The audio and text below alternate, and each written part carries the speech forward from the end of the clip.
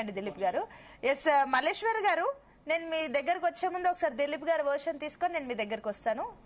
Yes Dilip గారు, so నిన్న కేసీఆర్ మాట్లాడిన తర్వాత కూడా చాలా అంశాలు అన్నారు. అండ్ ఇంకొకటి, ఇవన్నీ మాట్లాడిన వెంటనే కూడా అటు రేవంత్ రెడ్డి రియాక్ట్ అవ్వడం, అసలు మీరు దేవుడి మీద ఒట్టేసి చెప్పగలరా బీజేపీతో కూటమిలోకి వెళ్లరు, కూటమితో పోను అని చెప్పేసి అంటున్నారు.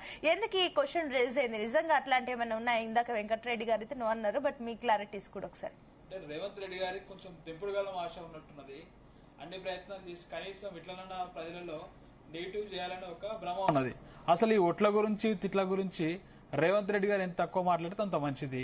గతంలో రుణమాఫీ చేస్తా అని చెప్పేసి యాదాద్రి లక్ష్మీ నరసింహస్వామి దగ్గర పోయి అక్కడ కొట్టేసి, వేములవాడ రాజన్న దగ్గర పోయి అక్కడ కొట్టేసి, భద్రాచలం పోయి అక్కడ రాముడి దగ్గర కొట్టేసి ఆ రోజు మాట తప్పినటువంటి చరిత్ర ఓట్లల్లో ఈ రేవంత్ రెడ్డి గారిది.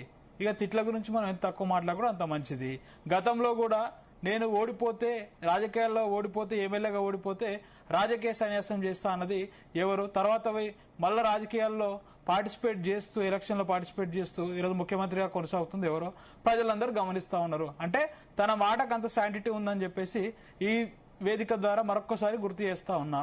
ఇంకా ఒకటి, మొన్న మనకు మేడిగడ్డ పర్యటన ఒకటి పెట్టుకున్నాడు. జైత్యాల్లో కేసీఆర్ గారి సభ ఉందంటే ఆ సభను మీడియా అటెన్షన్ డైవర్ట్ చేయడానికి ఏం చేస్తారంటే మేడిగడ్డ పర్యటన అని ఇంకోటి పెట్టుకుంటా ఉంటాడు. ఎక్కడైనా సరే ప్రభుత్వంతో ప్రతిపక్షం పోటీ పడాలి, ముఖ్యమంత్రితో ప్రతిపక్షం పోటీ పడాలా. కానీ ఇక్కడ రివర్స్ ఏంటంటే ప్రతిపక్షంతో ఎప్పుడు ముఖ్యమంత్రి పోటీ పడతా ఉంటాడు. నిన్న మధ్యాహ్నం మా పని మీద మేము 27 తారీఖు మాది 26 వసంతాలకు అడుగు పెడుతున్నాం అని చెప్పి మా తెలంగాణ భవన్లో మా కేసీఆర్ వచ్చి మా మీటింగ్ మేము పెట్టుకుంటా ఉంటాను.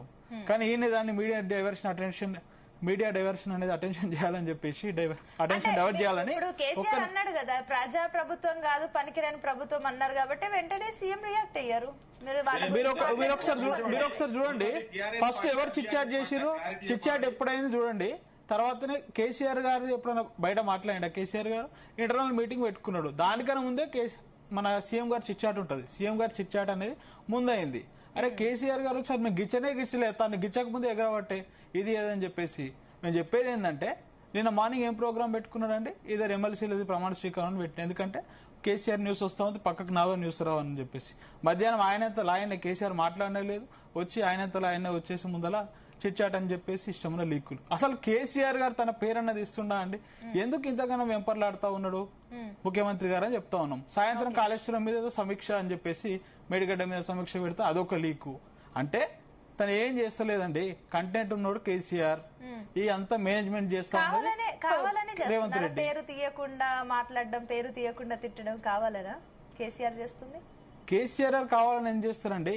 అసలు ఆయన దృష్టిలో ఆయన లేనే లేడు. నేను ముఖ్యమంత్రి కంటే ప్రజలే గుర్తిస్తలేదు, యాంకర్లు గుర్తిస్తలేరు. మీరు చూస్తా ఉన్నారు, యాంకర్లు పేరు మర్చిపోతా ఉన్నారు, యాక్టర్లు గుర్తిస్తలేరు. నేను ఒక రామారావు గారు ఒక మంచి మాట చెప్పారు.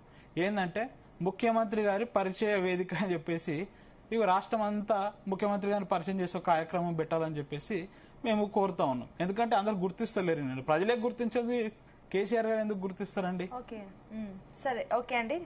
ఎస్ మల్లేశ్వర్ గారు, సో చూస్తున్నారు నిన్న ఏదైతే మాజీ సీఎం ప్రస్తుత సీఎం ఇద్దరు మాట్లాడిన కమెంట్స్ మీరు విన్నారు, అండ్ పార్టీల అభిప్రాయాలు కూడా విన్నారు. కాబట్టి ఇంకొకటి ఏంటంటే ఈ ఇద్దరు మాట్లాడడం వల్ల ఒక క్వశ్చన్ కొత్తగా రేజ్ అయింది. ఏంటంటే వచ్చే ఎన్నికల్లో తెలంగాణలో కూటమిలు ఏర్పడే ఛాన్సెస్ ఉన్నాయా అన్న ప్రశ్నలు వస్తున్నాయి. నిజంగా అలాంటి పరిస్థితులు ఉన్నాయా?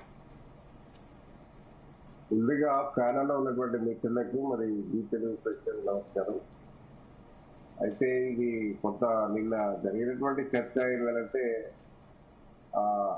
అంటే ప్రశ్నకు జవాబు చెప్పాలనే దాని మీద జరిగినటువంటి పరిస్థితి ఒకటి. నిన్న రజతోత్సవ సభలో కేసీఆర్ గారు మొత్తం కాంగ్రెస్ పాలన అంతా అస్తవ్యస్తంగా ఉన్నదని చెప్పుకుంటూనే ఈ బీజేపీ